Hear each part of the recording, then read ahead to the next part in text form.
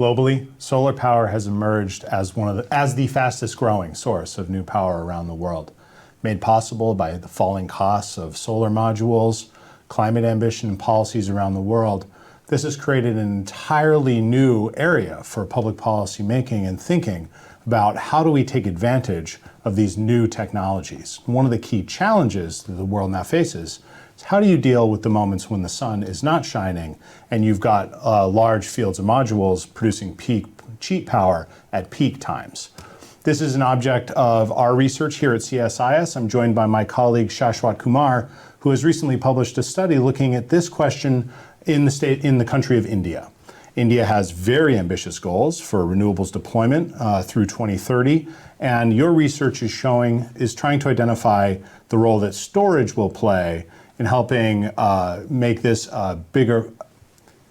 Your research is looking at the role that storage will play in helping make solar a bigger part of the Indian economic story. Can you give us a little bit of details on what you've been finding? Good morning. Thank you, Joseph. India has a massive renewable target. If you look at the 2030 timeframe, India wants to install 500 gigawatt of non-fossil capacity, out of which 450 gigawatt will come from solar and wind. Now, India has done tremendously well when it comes to deployment of capacity. If you look at the recent statistics, excluding large hydro, India has installed around 185 gigawatt of solar and wind until the June of this year. That means in the next 4 to 5 years, India will need to deploy additional 200 gigawatts, 200 to 250 gigawatts of solar and wind to meet its target. But the real question is what happens when the sun is not shining and wind is not blowing, right? And for that perspective, from that point of view, and we have the graph here, it shows that India would need a massive amount of energy storage to form up the intermittent renewable power. And that has been the biggest challenge with renewable, intermittency. So there's two things I'd love for you to share with our audience, because I've learned so much from you already in the hallways here at CSIS about the way that the Indian energy sector works. Much like the US model, India has a federated model of governance. So we see here a variety of states. And across those states, I think what your study is showing is how much battery capacity or other energy storage technologies will have to be deployed to help India meet this large national goal. Yes. So what stands out in this map to you? So this is a map which has been produced by UC Berkeley. So this project we did in partnership with UC Berkeley and CSTEP. And what we are looking at state-wise, the capacity of energy storage that needs to be deployed in 2030 timeframe. India's 500 gigawatt will be coming from these states. And electricity is a concurrent subject in India. So that means both central and state governments have the right over policy making. But the actual deployment happens in states. So that makes states more important. And what we are seeing in the study is that over the next 5 to 6 years, if we look at the storage type, India would need predominantly a battery storage of 2 hours, 4 hours, and in some places, pump storage as well. And this is required because if you want to integrate 500 gigawatt of renewables to reduce the intermittency and to make sure that solar power is available in non-solar hours, wind power is available when wind is not blowing, to meet the growing demand, because India's demand is increasing every year. Right. And to make sure that the demand is met either for industrial purposes or either for the energy access purposes, you need 24/7 round-the-clock power. And that's where the need of energy storage comes in. Shashwat, I want to dial in on that point very momentarily. India is the largest country in the world, one of the fastest growing economies of the world, and so energy access and price are key for policymakers, for consumers, and for businesses. When we think about solar and storage here in the United States, that often has it's part of a green conversation. What I'm hearing from you is this is part of an economic development conversation. In India, what are the key factors behind that being the conversation? The economic factors? Yes. It's the biggest one. Because looking at the growing demand of India and the fact that the cost of thermal power is slightly on the higher end, and it takes the gestation period of a thermal plant is around 6 to 7 years. And so when you're trying to meet both the access, the urgent requirement, and to meet the peak power demand, you need all kind of sources. And that's where the role of solar and wind paired up with storage comes in to quickly meet or quickly increase the capacity of generation that India would need, given the fact that it's increasing almost 6 to 7% an year, and it will continue to grow at that speed for next 20 to 30 years. In a moment, we're going to hear about a specific example from a practitioner working in India to develop these projects. Yeah. What is your hope for the audience here in the United States and more broadly around the world? What lessons do we need to learn from India in how to deploy these new technologies economically and effectively? I think the best case to learn from India in this case is how do you de-risk your projects. That is, I think, simply the single important factor which comes to the commercial viability of any project, whether it's thermal project, whether it's solar project, or it's any other source of generation, whether it's nuclear. At the end of the day, two factors, whether your project is viable or not, and second, what is the cost? Because at the end of the day, if it pinches the consumer's pocket, that project is not viable. Shashwat, thank you for joining us. Thank you for your leadership in identifying this as such an important issue for our scholarship here at CSIS. And thank you for being part of the conversation today. Thank you, Joseph. I'm joined next by Manu Srivastava. Manu is a 20-year veteran of government of the energy sector in India, specifically in the state of Madhya Pradesh, where he now serves as the additional chief secretary for new and renewable energy. Manu, welcome to the conversation today.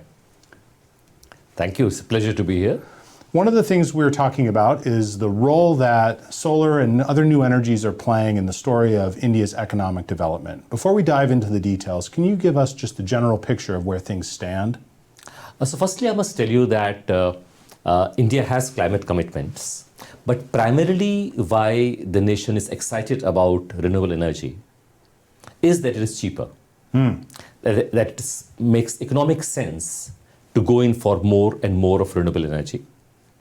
We are fortunate that the first project in India, which brought down the price of solar below that of thermal. In India, largely the fossil-based fuel is thermal. Right. So it was set up by me. So, and this is 2017. This is interesting because large parts of the world, we still have to convey the message that solar is cheaper than fossil-based fuel. Of course, yes. In India, the first project which brought down the price of solar below fossil-based fuel was way back in 2017.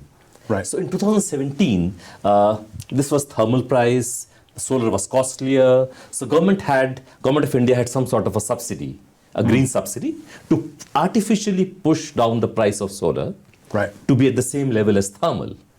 And then we set up our project. We did not have this subsidy, and merely by de-risking of the project, we brought down the price of solar substantially below that of coal.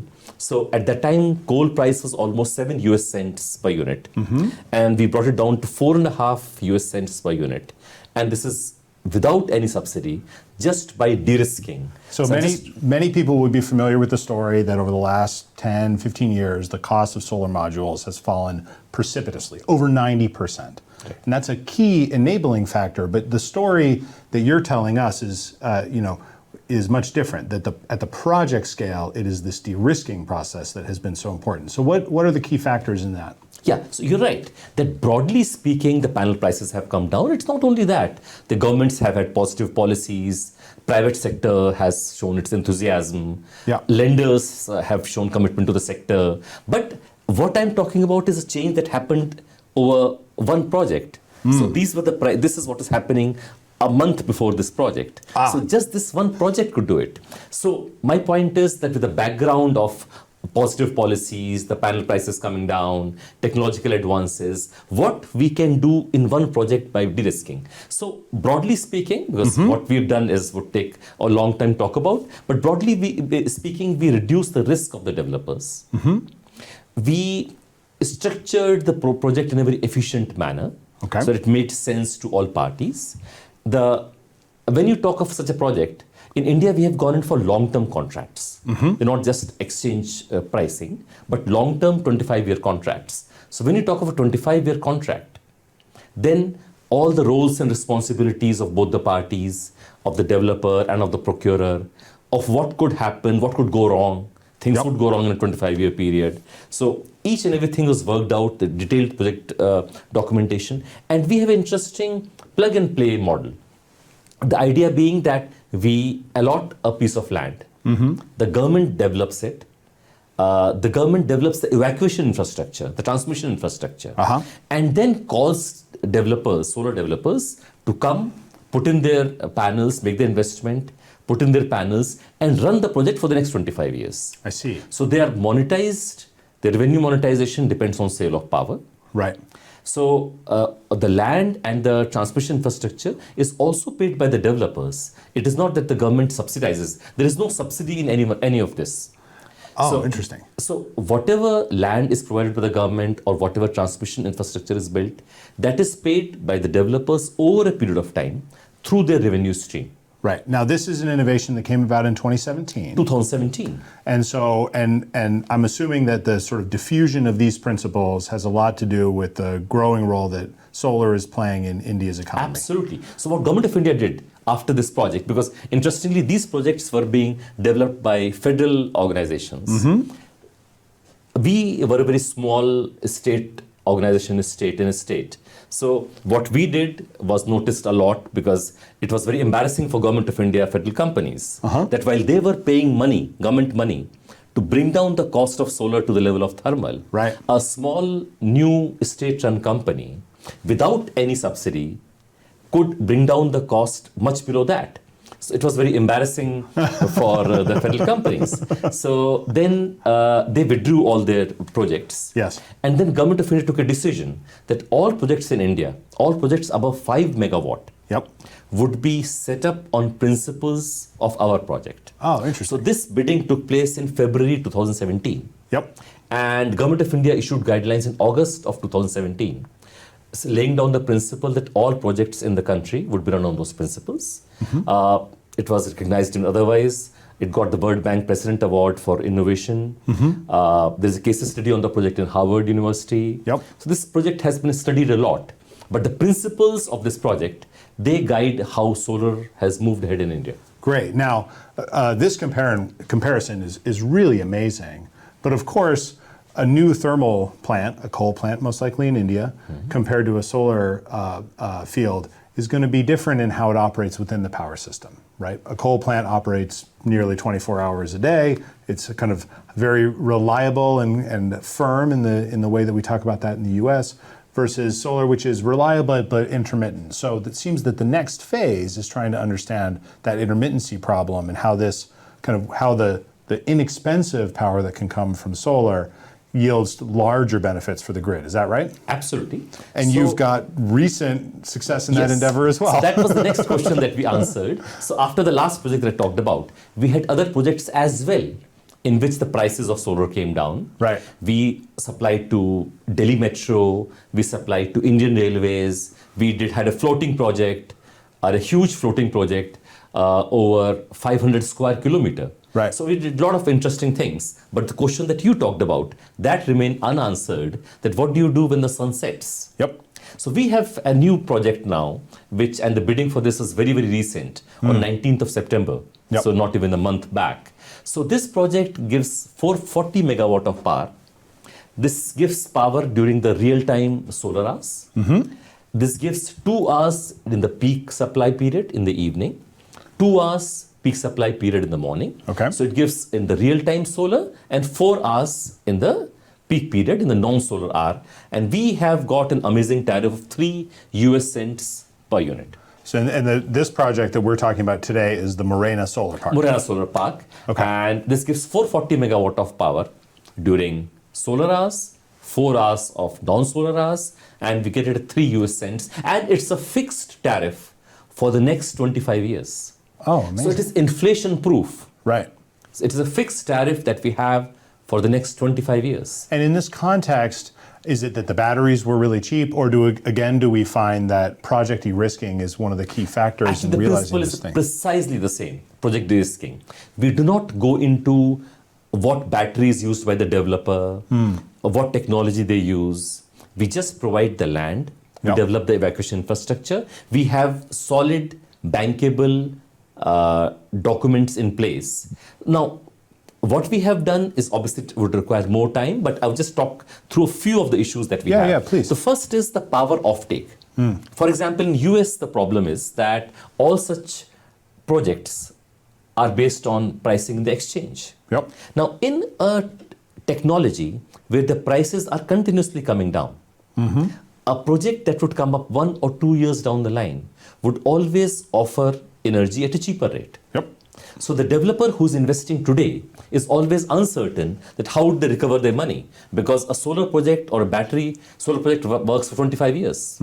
Battery works for 12 years or so. Yeah. So what happens down the line when newer, more efficient projects come up?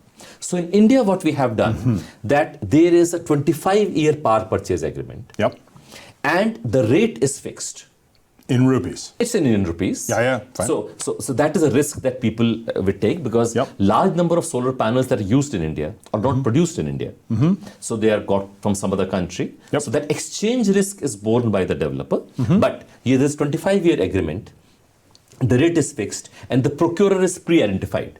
Okay. So there is no uncertainty that the developer has. Yes. So developer does know that a project coming 2 years down the line would be more efficient, might offer power at a cheaper rate, but they are not disturbed by this, because they are tied into a 25-year power purchase agreement that secures their revenue stream for the next 25 years. Understood. Because as far as solar is concerned, there is no uncertainty once the project is commissioned. You just have to clean the panels, you have to provide some security, and you just keep on generating power. Of course. Then we provide land for developing the project, and we provide 100% of the land within 15 days of Within signing. 15 days? Of signing of the agreement. Unimaginable in the United States. So everything is done a priori. Okay. So we don't wait for the bidder to come in and then give the land. We develop the land, we identify the land, and we do the same thing for the transmission infrastructure.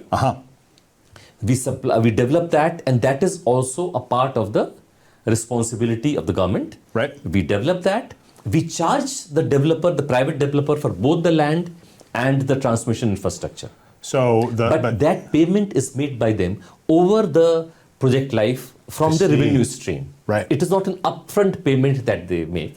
And the entire risk of not being able to find the land that you mentioned, of not being able to develop transmission infrastructure, of the permits needed, which is a huge issue in the US, all that is taken care of by us. We provide things on a platter. They have to come, invest in the solar panels, in the battery, put it up, and start generating and earning money. And so in this context, are there key factors either in the contracts that have arisen? Is because if you look at the developer, they have made the entire investment, and their returns are only on account of sale of power over the next 25 years. Of course. So we have an elaborate payment security mechanism.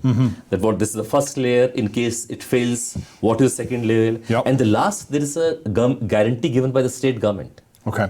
That in case the utilities are unable to pay on time, the state government would step in and pay. This situation has never arisen. Right. It has never happened that utility has not been able to pay. Right. But it gives immense confidence to the developer. I see. That it is not only the utility, but the government that's standing behind the utility. And in case the utility is not able to pay in time, the government would step in. Yeah. So, and then help me understand the batteries and in the U.S. we're seeing penetration of batteries in different markets under different payment conditions. Both Texas and California are seeing immense growth, but for very different market reasons. How is that working in this project? This project is an interesting project because we have a dual cycle. Okay. So battery is the most expensive part of the project. Yeah. Solar is comparatively cheaper now. So now if you use the battery just once, the energy would be costlier. Yep. So we use the battery twice. The first through the excess solar that is generated, and then in the late night hours, let's say post midnight and till 4 or 5 in the morning, there is abundant electricity in the system.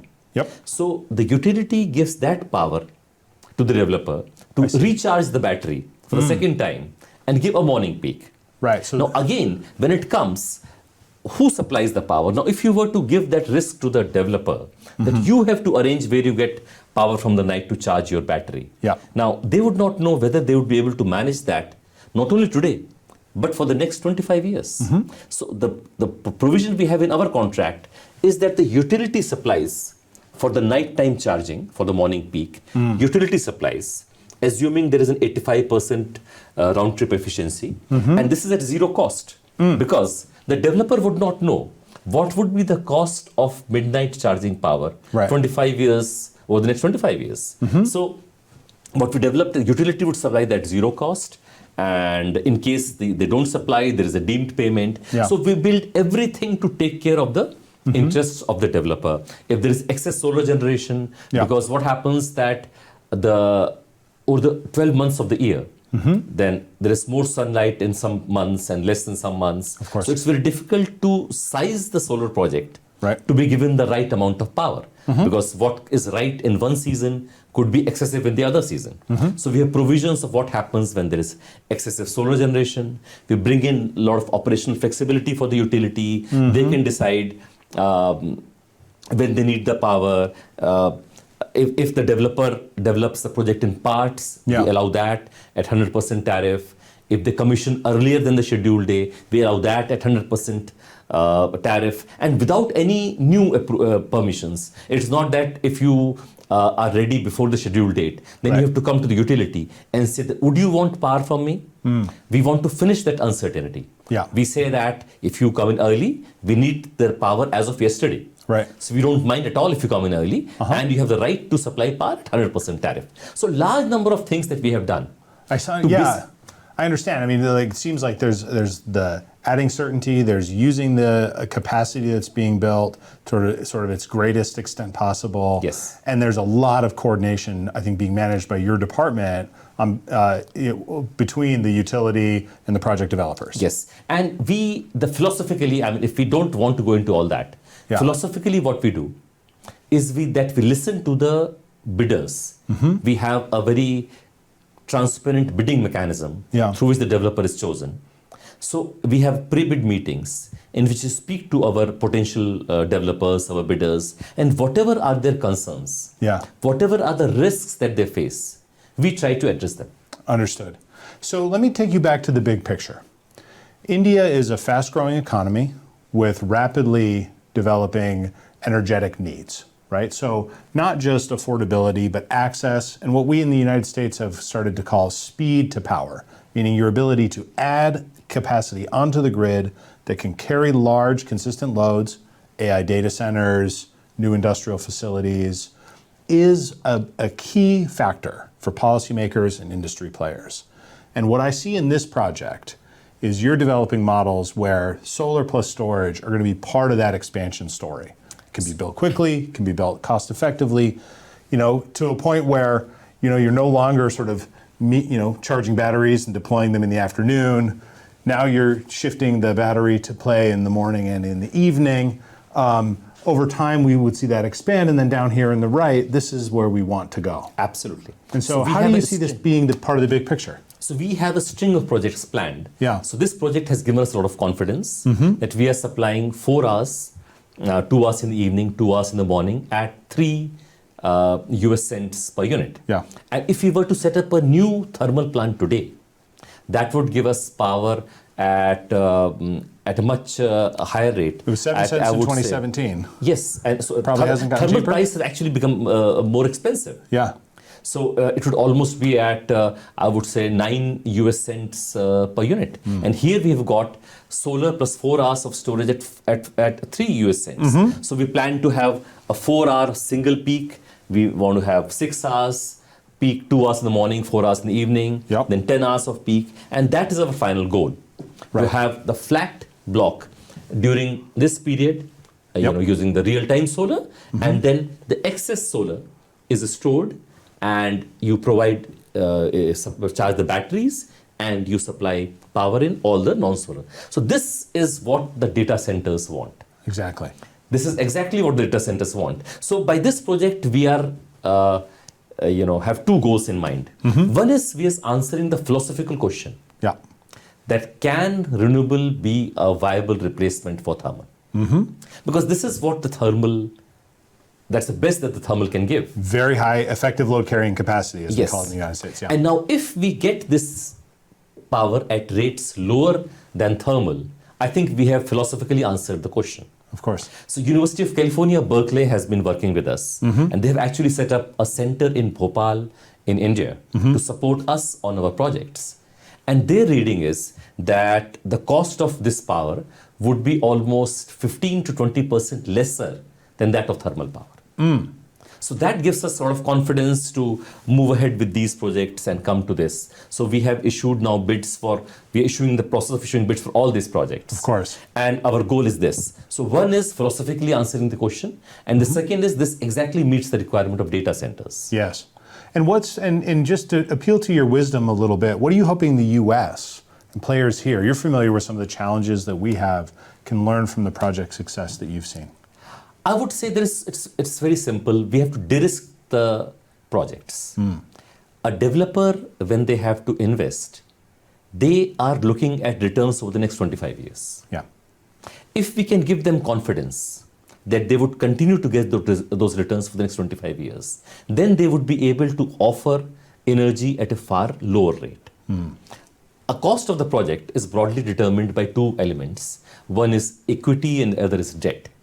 Now, if you look at equity and if you have a de-risked project, then you have those investors who are keen that their returns are assured. And if the returns are assured, they are willing to offer energy, they are willing to go into the project with a much lower return on investment. This allows an absolutely new class of investors. We can have pension funds, we can have sovereign funds who don't want to go to the casino. Right. Who don't want to go into oil and gas exploration, right, where the returns can be phenomenal, but you can lose your entire money. Yeah, exactly. So they avoid a visit to the casino. Yeah. They want to have a project where the risks are mitigated, where the returns are assured, even though the returns are less. Right. And the other part of the project is debt. Now, as far as the lender is concerned, they never get an upside. Right. The lender is only interested that they get their money back, they get their interest payments. That's the only thing they're interested in. So for them, it is of even greater value that the risks in the projects are addressed. And if the project's risks are addressed, they are willing to offer debt at far lower rate. Yes. Now, if you have a project in which the investor is willing to work with a lower return on investment, and if the lender is willing to give debt at a lower rate, then you have low rates that we have got. Manu, I have to thank you so much for not just sharing your wisdom with us today, but for the leadership you've shown. I truly believe that you are making not just a difference for your people, for your country, but for the world all over. Because solving these problems is what we all need to be able to do to reach our broader ambitions. So thank you for sharing, and thank you for all your work. Thank you. We fist bump here. Thanks. All right. Colleagues, thank you for joining us. Do check out the work of my colleagues here at CSIS in the Greencycles project, looking across the Indian energy system and the role that these developments can play in meeting energy access, economic growth, and climate challenges the world over.